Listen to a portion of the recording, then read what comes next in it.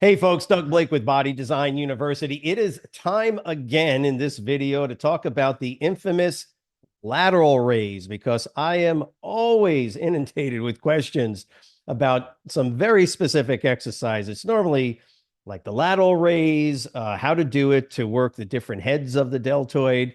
What other exercises do I normally get? I guess things like the bench press, inclines, flats, things like that. But it's always with the shoulders, it's always the lateral raise. Now, I will say this. Lateral raises are, for the most part, what we would call sort of like a meat and potato exercise, even though it's with dumbbells. And I know meat and potato exercises are like barbell exercises, so bench, squat, things like that. But I will say that there's normally going to always be two basic exercises that I always do and have always done with clients over the years. It's going to be some sort of pressing, not sure how many other options we have, come to think of it, and lateral raises. Now, there are so many ways to do lateral raises, right? Everything from bilateral movements, right? Both arms at the same time. You can do the front lateral raise, one arm at a time, right? Up and you can do both at the same time. Bent over or rear deltoid, rear lateral raises. You can do offset lateral raises with 1 foot forward, leaning into it, things like that. So there's multiple variations on the standard lateral raise, but when all is said and done, it is one of the two main, however you're going to do them, two main exercises that I always do with clients. And again, one of the reasons outside of the fact that I've got so many variations is that I can use all different levels of, I can use different weights and I can use really light weights and help people to really feel it targeted in their deltoid when they do the exercise. So in this video, however, that's a long introduction. In this video, what I'd like to kind of go over with you are some basic modifications or variations. Maybe variations is a better way to say it. Variations to ensure that your clients, when they're doing the exercise, actually feel it in their deltoid. Because like I say, I get lots of questions on variations and how to do this and that. But in general, the biggest problem that people face when they're doing lateral raises is they simply don't feel it effectively in their deltoids. Where do they feel it? Well, I'll tell you 9 out of 10 times it's going to be in their traps, their trapezius. And actually, from a purely biomechanical perspective, that makes sense because, again, the average person that doesn't do these exercises or hasn't been training for any length of time, they're going to generally elevate their shoulder girdle as they lift weights out to the side, right? It makes sense. Their deltoids are weak. And they don't have the stabilization strength in their stabilization capacity like a person that trains with weights and has a higher level of fitness does. And so they're going to use their trapezius and tighten up and shrug a little bit when they're doing it. And they will fatigue out first and foremost in their trap. So that's where they will feel it. So in this video, I'd like to do is just kind of give you the basic, very basic variations that will help you to ensure that when people do their lateral raises, and by the way, I will normally just do them bilateral, both arms out at the same time, help them to feel it in the deltoid versus having the weight, the normal fatigue occur in their shoulder girdle stabilizes, i.e., that upper area of the trapezius. And so keep in mind, don't be using a lot of weight with this, folks. 5 pounders, seven and a halves, tens, maybe 15s. I'll be honest with you, I don't know how many clients I've ever had other than uh, males that were relatively fit and strong using 20s or more. I've had some really fit ladies that could crush it with the 20s.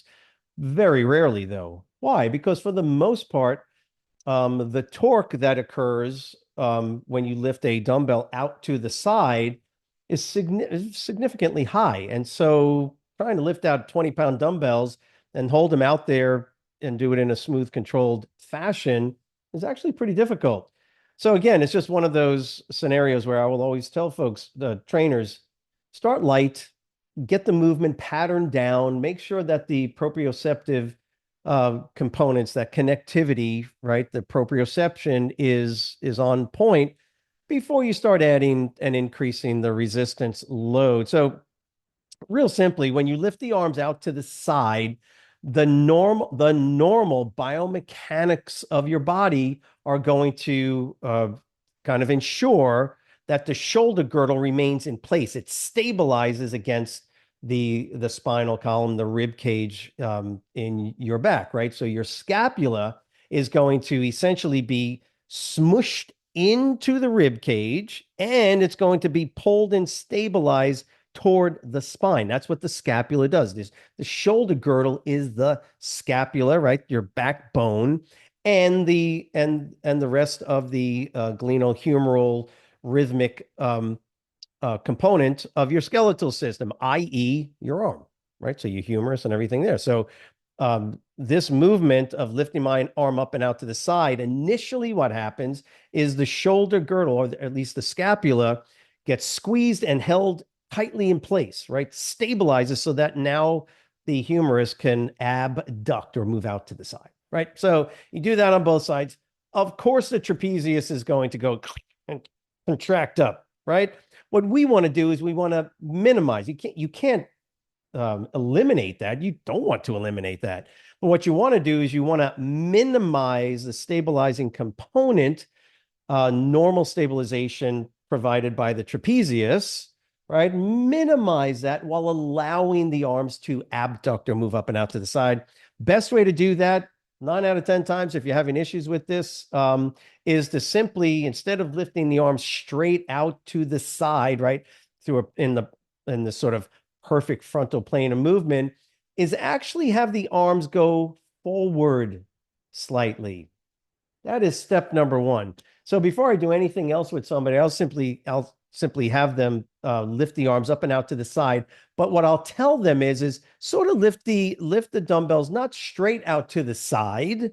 I'll tell them to sort of lift it out to the side, but also kind of out in front a little bit. So sort of like you're lifting it out to somebody diagonally across from you. As soon as you do that, essentially what happens is the shoulder girdle, or the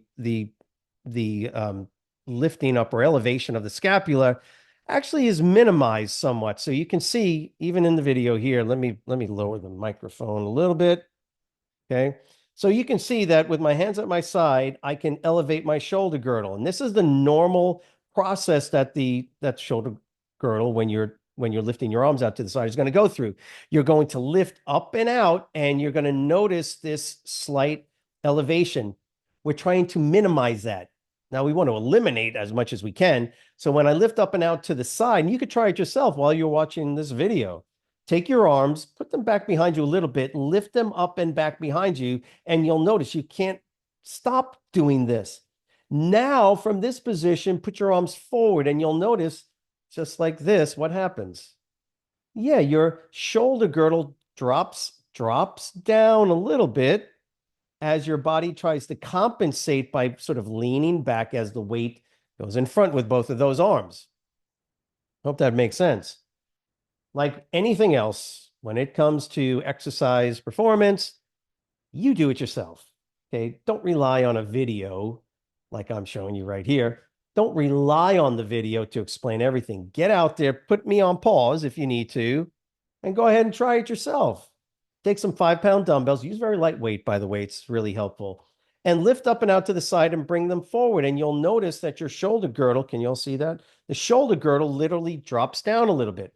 That slight drop means that the upper fibers, particularly of the trapezius muscle, are lengthening, right? So they're not going through this tight concentric and then ultimately isometric contraction. They're lengthening a little bit. And when they lengthen out, that means that they're not fully relaxed. They can't be fully relaxed, but they're relaxing a little bit, and you won't feel the fatigue. So get it? Number one is for sure, bring the hands out in front slightly. How far that's going to be is going to be different for every single client. Just like anything you do, everybody has unique biomechanics.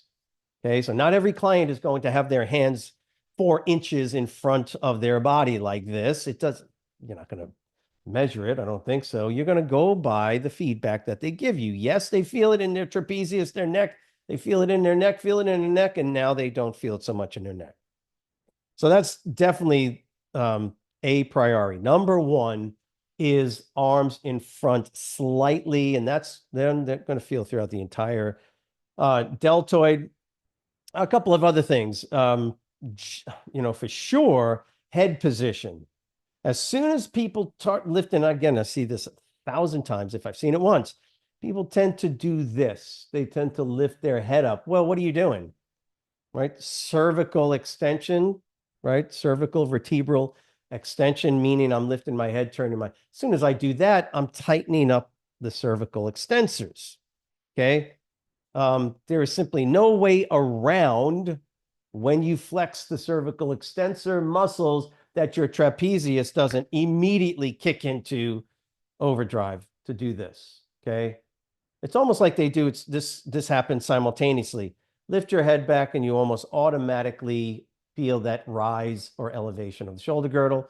If you raise your shoulder girdle, you're not necessarily going to feel the extent, but if you do this one first, and that's what a lot of people will do.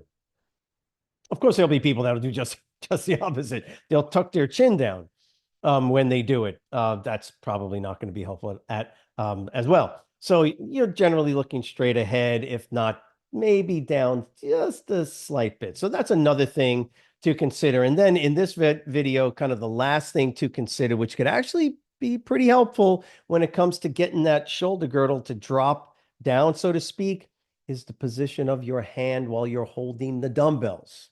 Okay. Now, I'm going to keep my hand so you can see it on the video, but imagine my hands are out here. One of the things that I've noticed is that folks will turn their thumb down.